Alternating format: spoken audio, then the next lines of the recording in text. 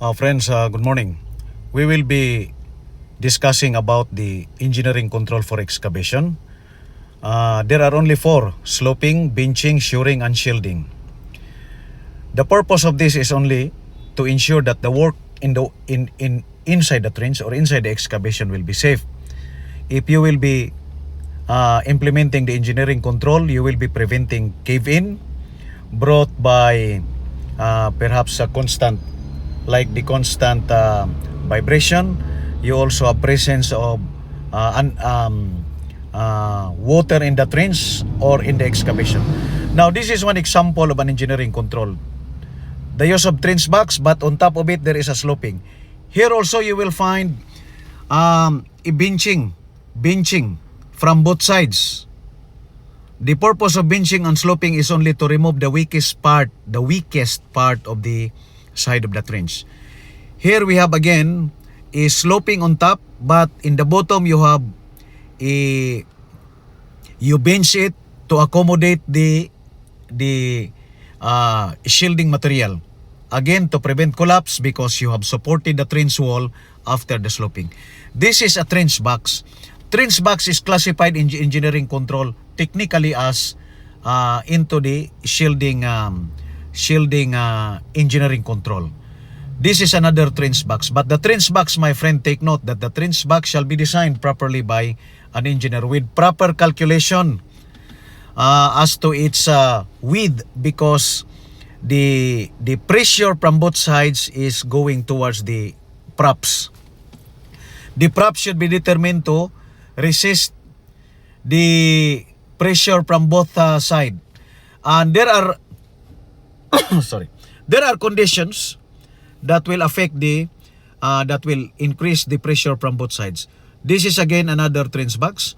One trench box with a greater height because of the elevation of the area. This is an example. While the person here is not wearing full personal protective equipment, but this is only showing that the people are free to move to perform the task assigned to them within the trench box. So this is an example of shoring. Then you have the shielding, and again there is another shoring. You will notice that there is a props to keep the wall, to keep the material perpendicular to the wall. The angle of repose, there is an example of type A soil. Now, by the way, the recommendation for which of the engineering control shall be used, that is by the geotechnical report. This is an example of an undesirable excavation. There is an attempt to bench, but the height of the lower towards the bottom is higher. That requires perhaps a very good benching requirement. This is also another one. This is just an exhibition of how the bench should be done, but on the other end and on the other part is not properly provided. This is also another sloping. Sloping is usually used for, this is the cheapest because you just need to remove the earth without even implementation of what engineering control. This is another trench that does not keep our workers safe in the workplace.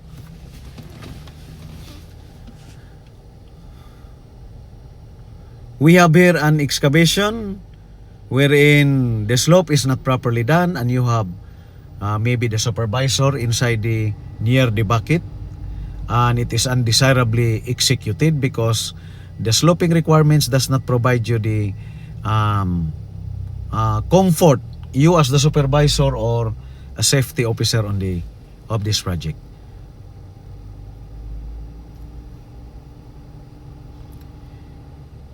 This is an ongoing excavation. My suggestion is that if you are a safety officer, better to have a good discussion prior to the excavation on which of the type of engineering control is recommended within the geotechnical report. Now, the you have to provide the engineering control because workers are assigned to do the connection of the PVC pipe, clay pipe for sewer works, and other activity. Why we are discussing all these things? Because trench and excavation are collapsing if you don't have the engineering control. Even sometimes if you have engineering control but the implementation and installation is not good, you will find collapse. Most of this retrieval procedure, photos that you can take online, are all related to a condition wherein there is a trench or excavation with an engineering control which is not fully implemented. Trench not safe without shielding, without shoring, without benching, and without shielding at all. Then you will find collapse. Seldom you can find you can collect photographs in online wherein you can find a collapsing excavation with engineering control. Seldom, very few. That is brought by a high pressure from both sides of the trench.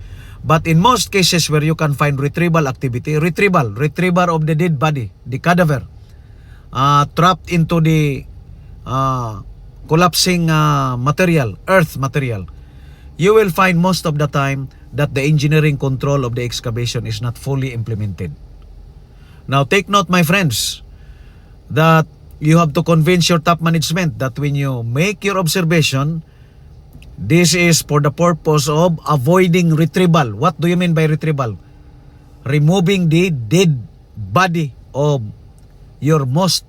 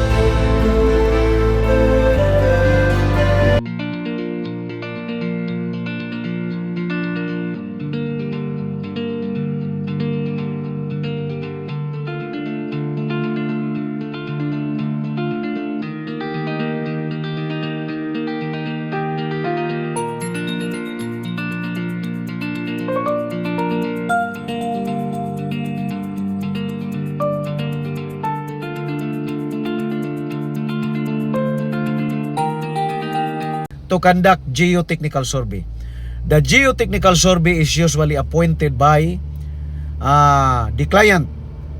This is even made prior to the design so that the stability of the building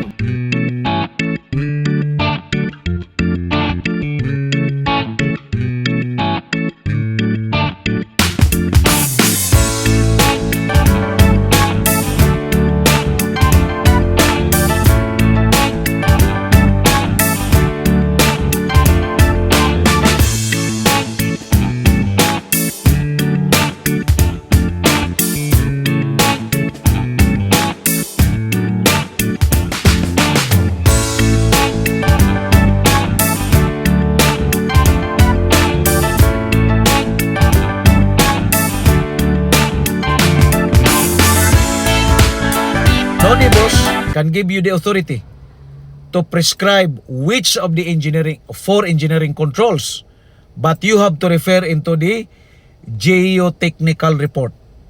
Nobody else. No amount of competency required in this part of the world. As I said, geotechnical report is in the practice. Design stage to the implementation of what type of shoring materials are all determined after the geotechnical survey. This is a sheet piles. This is a shoring activity wherein you will find metal sheets to keep the trench wall safe. But friends, shoring is not only limited to metal piles. There are also shoring wherein concrete piles are also used. This is very expensive than metal pipe, because metal pipe will be removed after the foundation is moving towards the ground. So there will be a removal of metal sheet piles. But the concrete piles in most cases are permanent. This will protect the structure even up to the lifespan of the structure itself. So you will have an example here of shoring with some materials in between, and you will also find some concrete piles. Concrete piles for protecting the entire. This one is a concrete piles. This is a very good shoring material, yet very expensive. So how to determine that this type of material is implemented? You have to go into the geotechnical report and the engineering recommendation. Joining a technical meeting between the construction team and the project management is a very wise move for you to be updated on which of the engineering control is to be applied. Now this is the application of the shoring material in piling works. This is concrete piles. Alright, this is the result. Similar to this, you have concrete piles along the trench or an excavation wall. This is a very stable shoring, however very expensive, as I said. Very expensive.